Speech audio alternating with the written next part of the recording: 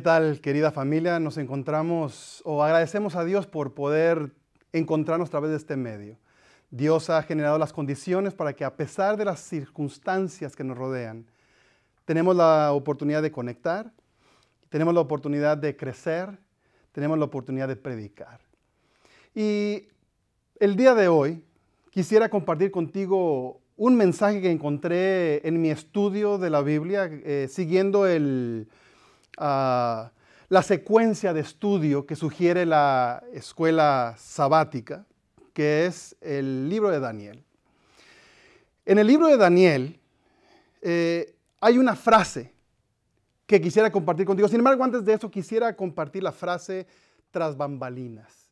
Supongo que en más de una ocasión he escuchado la frase tras bambalinas. ¿Qué significa tras bambalinas? Bambalinas son los lienzos que definen el cuadro dentro de un teatro, que definen dónde está escena y también lo que está detrás, es decir, donde están las cuerdas, donde está la gente dirigiendo, donde la gente se está cambiando. Eso es tras bambalinas. El público ve la escena, el escenario. Pero detrás de las cortinas, tras bambalinas, están todo el teje y maneje para que todo salga bien en escena. Al estudiar mi Biblia a través de la secuencia bíblica que sugiere la escuela sabática, me encontré con la siguiente frase que tiene que ver con esto de tras bambalinas. Si vas conmigo al libro de Daniel, capítulo 11, versículo 2, encontrarás la siguiente frase. Ahora yo, dice el ángel que está hablando con Daniel, el ángel Gabriel, entendemos, dice, ahora yo te mostraré la verdad. Podría uno preguntar, como preguntó tal vez Pilato, ¿qué es la verdad? La verdad. Sabes, la Biblia tiene un argumento poderoso para hablar sobre la verdad. Porque la Biblia no solamente presenta lo que sucede en escena, si es que nosotros fuéramos los actores que estamos en escena. No solamente cuenta la historia de Pedro en escena, la historia de Pablo en escena, la historia de Moisés en escena. También abre una ventana para que veamos detrás del escenario, tras bambalinas. La Biblia nos abre una ventana para ver tras bambalinas. ¿Qué está sucediendo detrás de lo que vemos? Al momento de decir, yo te mostraré la verdad, que le está diciendo el ángel Gabriel a Daniel, le está diciendo, mira, la información que tienes tú es no solamente lo que sucede en el nivel del escenario, sino también lo que sucede tras bambalinas. Un ejemplo bíblico fuera de Daniel, para entender que no es un asunto único en la Biblia, está el caso de, por ejemplo, de Job. Job comienza el libro de Job abriendo una ventana tras bambalinas, en un intercambio entre Dios y Satanás. Después comienzan a suceder los eventos en la vida de Job, como que perdió a sus hijos, perdió su dinero, perdió su salud. Y entonces todo el argumento de Job es con Dios. ¿Por qué me está pasando esto? Y entonces los amigos de Job diciéndole, es porque pecaste. Y Job diciendo, yo no pequé. Hasta que por fin, después de que Job pregunta, ¿por qué? ¿Por qué? ¿Por qué? Dios le contesta a Job, ¿quién eres tú para preguntarme? ¿Quién eres tú? Job, al preguntarle a Dios ¿por qué? Estaba ignorante, no sabía lo que había sucedido en Job 1 y 2, tras bambalinas. Él estaba experimentando lo que sucedía en escena, pero no sabía lo que había tras bambalinas. No sabía lo que había detrás, esa tensión entre el bien y el mal. Así que, para beneficio nuestro, la Biblia en el libro de Job nos presenta el capítulo 1 y el capítulo 2 como una ventana para que podamos ver tras bambalinas. El libro de Daniel también tiene de esas ventanas en el cual tú y yo podemos ver y darnos cuenta de que tras bambalinas Dios está al control de la historia, que tal vez en escena parece haber caos, pero tras bambalinas está Dios. Así que al momento de que el ángel Gabriel le dice a Daniel, ahora yo te mostraré la verdad, entendemos de que Gabriel le está mostrando a Daniel no solamente lo que sucede en la historia, la escena, sino también cómo Dios está detrás, atendiendo, escuchando a sus hijos. Y miren lo que dice allí, porque lo encontramos en el capítulo 10, es la introducción al capítulo 11, donde viene una visión con respecto a lo que sucedería en los diferentes poderes de la tierra. Y ya lo hemos visto en el capítulo 2 de Daniel, el capítulo 7 de Daniel, el capítulo 8 de Daniel, lo hemos estado estudiando. Pero me gustaría que veamos la introducción a esta escena que va a presentar el ángel Gabriel, a esta escena que va a descubrir la verdad. Y todo comienza en el capítulo 10 de esta escena. En el capítulo 10, Daniel comienza diciendo, en el tercer año de Ciro, rey de Persia, fue revelada la palabra de Dios a Daniel, llamado Belsasar. La palabra, fíjese nuevamente, era verdadera. Versículo 2. En aquellos días yo, Daniel, estuve afligido por espacio de 3 semanas. No comí manjar delicado, ni entró en mi boca carne, ni vino, ni me ungí con perfume, hasta que se cumplieron las 3 semanas. El día 24 del primer mes, estaba yo a la orilla del gran río Tigris. Miren, nada más vamos a dejarnos aquí hasta este punto. Daniel, si entendemos la historia, porque no solamente es este versículo, sino que hay que leerlo en el contexto de todo el libro de Daniel, también entendiendo el libro de Esdras y Nehemías, Jeremías y demás, entendemos que en Jerusalén los judíos estaban teniendo problemas.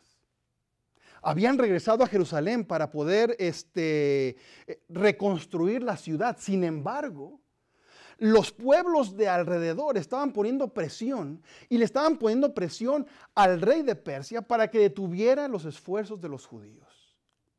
Daniel, al enterarse, como sucedería con nosotros, se preocupó. Y dice aquí que se afligió. Y por 3 semanas estuvo orando, Señor, ¿por qué? ¿Por qué? ¿Por qué? Hasta que de repente en el versículo 4 comienza a describir que tuvo una visión, comenzó a tener se le apareció un ser celestial. Y si lo conectamos con el capítulo 1 del libro de Apocalipsis, entendemos que Jesucristo mismo se le apareció a Daniel y que Gabriel comenzó a hablar con Daniel. Lo interesante es que Daniel es el único lugar, el versículo 4, donde especifica el día que sucedió esto. El día 24 del primer mes. Hay fechas que no se nos olvidan. El día de mi cumpleaños, mi fecha de nacimiento, 18 de mayo de 1973, me acuerdo. Me acuerdo el día de mi boda. Inclusive, te puedo decir dónde estaba yo cuando sucedió la catástrofe de Nueva York de las Torres Gemelas. El 11 de septiembre del 2001. Te puedo contar dónde estaba yo y la fecha. Daniel dice, mira, lo que me sucedió es tan tremendo que me acuerdo de la fecha y dónde estaba. Lo interesante también es que tiene que ver con lo que estamos experimentando en estos días con todo esto del coronavirus. El día 24 del mes primero es más o menos lo que hoy sería el 18 de abril. Más o menos. Así que un 18 de abril, pero hace 2500 años, Daniel se encontraba presionado, preocupado. Dice aquí, afligido. Ni podía comer ni vestirse, pensando y dándole vuelta qué va a pasar. 2500 años después, nosotros estamos más o menos igual. ¿Qué va a pasar? ¿Qué va a pasar? Al seguir estudiando el capítulo 10, Daniel expresa cómo se siente. El versículo 8 dice, no me quedaron fuerzas en mí. Versículo 16, me han sobrevenido dolores y no me quedan fuerzas. Me faltaron las fuerzas y no me quedó aliento. Daniel está preocupado. Daniel está sufriendo. Entonces el ángel Gabriel viene y le dice, Daniel, voy a hablar contigo. Versículo 11. Daniel, viene el ángel a hablar con Daniel. Varón muy amado, está atento a las palabras que he de decirte y ponte en pie, porque a ti he sido enviado ahora. Versículo 12. No temas, Daniel, porque desde el primer día que dispusiste tu corazón a entender y a humillarte en la presencia de tu Dios, fueron oídas tus palabras, y a causa de tus palabras yo he venido.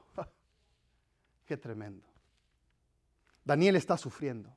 Está orando y parece que el cielo no se conecta con él. Sin embargo, le dice el ángel Gabriel: Daniel, desde que comenzaste, Jesús mismo lo dice en el Sermón del Monte, apenas está la palabra en nuestra boca y Dios ya sabe. David lo dice también en Salmo 139, apenas voy a decirte, Dios, y tú sabes lo que te voy a decir. Jesús dijo, antes de que salgan nuestras palabras, Dios sabe lo que necesitamos. A veces no lo escuchamos el primer día que oramos, o el segundo, o el tercero, pero nosotros seguimos confiando en Dios. Y el ángel Gabriel le dice a Daniel: Daniel, tú has estado sufriendo, has estado preocupado, has estado llorando, has estado afligido, no puedes dormir tal vez. Sin embargo, tus oraciones han sido contestadas. Voy a decirte la verdad. ¿Sabes por qué te voy a decir la verdad? Porque tienes acceso a esa ventana que puede ver tras bambalinas. Y aquí dice cuáles son las tras bambalinas. Versículo 13. Mas el príncipe del reino de Persia se me opuso durante 21 días, durante 3 semanas. Pero Miguel, uno de los principales príncipes, vino para ayudarme. Gabriel le dice: ¿sabes qué? Eso por lo que estabas orando tú. Yo estaba lidiando con el príncipe de Persia. Pero claro, detrás del príncipe de Persia también hay un ser superior a nosotros que también estaba luchando para que él no dejara a los judíos seguir adelante, que entendemos quién es: Satanás. Satanás estaba hablando con el rey de Persia, y entonces el ángel Gabriel y Miguel, que entendemos que es Jesucristo, está convenciendo, porque Dios no va a forzar a nadie. Porque dentro del gran conflicto, Dios no va a tratar con robots. Por eso en el cielo, cuando Satanás pecó, en un principio Dios no lo mató, no lo eliminó, porque entonces sería cierto lo que Satanás estaba acusando a Dios. Así que en este caso tampoco Dios no podía actuar por sobre la voluntad del individuo, como tampoco puede actuar por sobre tu voluntad o mi voluntad. Dios nos da la libertad de decidir. Y aquí dice, tras bambalinas, le abre la puerta, le abre la ventana a Daniel para que vea detrás del escenario. Entonces, para que Daniel vea y diga: oh, es que Dios sí está actuando. Yo no lo veo porque estoy en escena y veo el caos en escena, pero Dios está tras bambalinas, lidiando para que las cosas se den de acuerdo a su voluntad y al beneficio de su obra. Por eso, dice aquí el capítulo, Gabriel le dice a Daniel: Daniel, tienes que cambiar tu actitud. Tú no puedes actuar como una persona que no sabe lo que sucede detrás. Tal vez los medios de comunicación, la gente está actuando en forma irracional, comprando papel higiénico como si nunca fuese a ver papel higiénico otra vez en la vida. Pero tú, Daniel, tú sabes que Dios está al control. Tú tienes acceso tras bambalinas. Y miren cómo le dice Gabriel a Daniel. Daniel, versículo 11, varón muy amado, está atento a las palabras que he de decirte y ponte en pie. Podría escuchar a mi papá diciéndome: ponte en pie. Hijo, vístete bien, córtate el cabello, peínate bien, hijo. Recuerda que eres pastor, compórtate. Así le dice Gabriel a Daniel: hey, ponte en pie. Versículo 12, Daniel, no temas. Versículo 18, versículo 19, perdón. Y me dijo: muy amado, no temas. La paz, fíjate bien, la paz sea contigo. Tremendo, porque en el versículo 2 dice que él estuvo afligido, y entonces, mientras le está explicando Gabriel a Daniel que Dios está al control, le dice: Daniel, que la paz sea contigo. Oh, cómo necesitamos paz. Al pensar qué va a pasar después. ¿Cómo va a estar la economía de este país después de toda esta situación? ¿Dónde vamos a estar parados? ¿Tendremos trabajo para entonces? Yo también lo pienso. Pero aquí dice: si tú tienes acceso a esa ventana que es la Biblia para ver tras bambalinas, no temas. La paz sea contigo. Esfuérzate. Cobra aliento. Qué bendición. Qué bendición. Que en una época como hoy, pero de hace 2500 y pico de años, Daniel por 21 días estuvo afligido. Y Dios le dijo, espérate, Daniel, yo te escucho. No te atendí a la primera porque estaba lidiando por aquella cosa que tú estabas pidiendo. Pero aquí estoy. No temas. La paz sea contigo. Esfuérzate. Cobra aliento. Tú sabes lo que hay detrás de bambalinas. Tú sabes que Dios está al control. Y la Biblia presenta un ejemplo del comportamiento del pueblo de Dios que sabe lo que hay detrás de bambalinas. Y vamos rápido al libro de Hebreos y ya con esto vamos a ir terminando. Pero en el libro de Hebreos, capítulo 11, versículo 1, viene la definición de fe. Es pues la fe la certeza de lo que se espera, la convicción o la seguridad o la evidencia de lo que no se ve. Imagínate esta definición, evidencia de lo que no se ve. ¿Qué es evidencia? Evidencia es lo que se puede ver. Pero aquí dice que para los que saben lo que hay detrás de bambalinas, la evidencia no tiene que verse. Sí, en escena puede haber caos, pero la evidencia está detrás. Y como nosotros sabemos que tenemos acceso a esa ventana donde vemos a Dios actuando no en nuestro favor, en favor de su reino. Entonces tenemos fe de que, aunque no se ve, para ti y para mí es evidencia. Y entonces comienza a hacer una lista de personajes que vivieron de acuerdo a esa definición, personajes que sabían lo que estaba pasando tras bambalinas. Abel, versículo 4, versículo 5, Enoc, versículo 7, Noé, versículo 8, Abraham, versículo 11, Sara, versículo 20, Isaac, versículo 21, Jacob, versículo 22, José, versículo 23, Moisés, versículo 31, Rahab, versículo 32, Gedeón, Barak, Sansón, Jefté, David. E inclusive menciona a Daniel en forma indirecta en el versículo 33 cuando dice que taparon bocas de los leones. Tremendo, estos personajes. Ahora, dentro de este capítulo de la fe, hay una frase tremenda.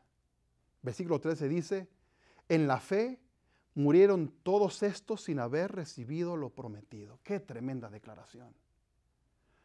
No recibieron lo prometido. Es decir, si tú y yo no cumplimos una promesa, bueno, pero que Dios no cumpla sus promesas, ¿cómo es posible? ¿Cómo podemos justificar este capítulo y decir, este es el capítulo de la fe, cuando en el corazón del capítulo dice que por la fe murieron todos estos sin haber recibido la promesa? Qué tremendo. Entonces, ¿de qué sirve todo lo que hacemos? Claro, para la persona que está solamente obsesionada tal vez o viendo lo que está en escena sin saber lo que hay tras bambalinas, esto puede ser de desánimo. Sin embargo, quisiera compartir contigo la actitud, el comportamiento de estas personas que sabían lo que sucedía tras bambalinas. Versículo 13 nuevamente, del capítulo 11 de Hebreos. En la fe murieron todos estos sin haber recibido lo prometido, sino mirándolo de lejos. Fíjense, no lo recibieron, pero lo miraban de lejos y lo saludaban y confesaban que eran extranjeros y peregrinos sobre la tierra. Versículo 14, porque lo que esto dice claramente da a entender que buscan una patria. Pues si hubieran estado pensando en aquella de donde salieron, ciertamente tenían tiempo de volver, pero anhelaban una mejor, esto es, celestial. Por lo cual Dios no se avergüenza de llamarse Dios de ellos. Es cierto. En escenario no estaban recibiendo lo prometido, pero ellos, porque tenían fe, tenían acceso a esa ventana para ver tras bambalinas y saber que Dios estaba al control. Por eso miraban las promesas, creían las promesas, saludaban las promesas, confesaban las promesas y daban a entender que son de la patria celestial. ¿Cuál es tu situación? ¿Qué estás pensando? ¿Qué estás viviendo? Al revisar Daniel 10 y Hebreos 11, mi llamado es que tomes ventaja del privilegio que tenemos de ver tras bambalinas, del privilegio que tenemos de abrir la ventana y ver a Dios en control. Dios está al control. Tú estás orando y de acuerdo al texto, Dios está ya escuchando. En su momento te va a hacer saber los porqués. Pero sigue creyendo lo que le dijeron a Daniel. Levántate, sonríe, no temas, ten paz, esfuérzate. Dios está al control. Que Dios te bendiga.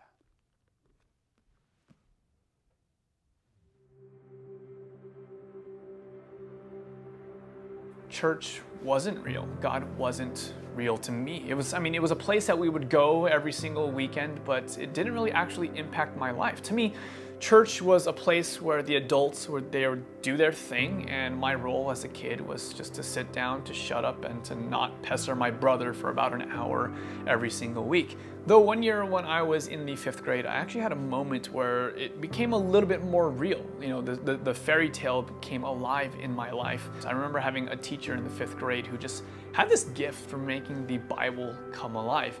And in that moment, it completely shifted my worldview. It shifted my focus. Like, God is real. This does matter, and it should affect the way that I live my life. But all that came crashing to a halt very quickly when I had my parents trying to challenge the way, again, that I was treating my younger brother, saying, you know, Justin, if you really are wanting to live the Christian life, maybe you shouldn't be so mean to your brother.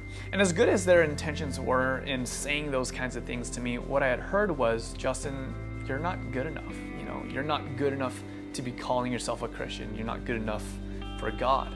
And so very quickly, I decided this isn't something that I'm going to pursue my life with anymore.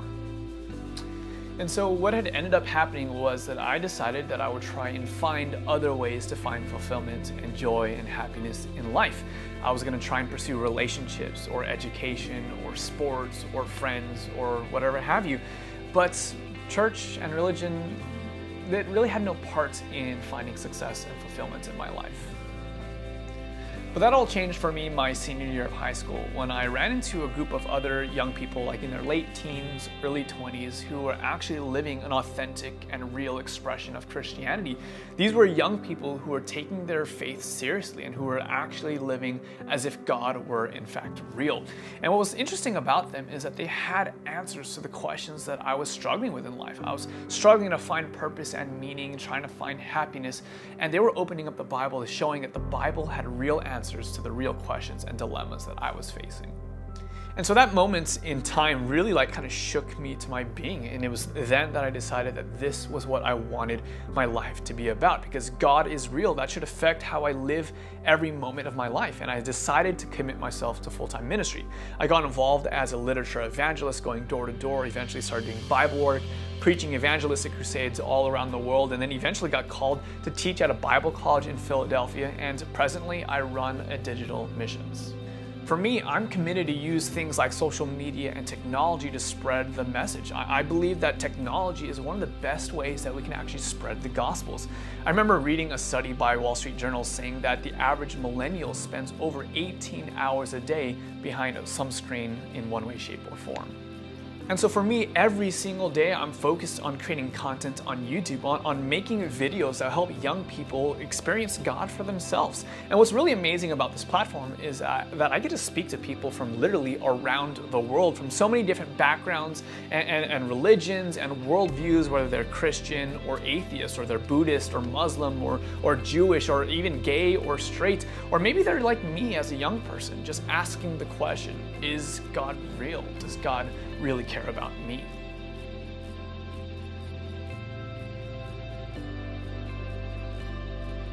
And so why am I a steward?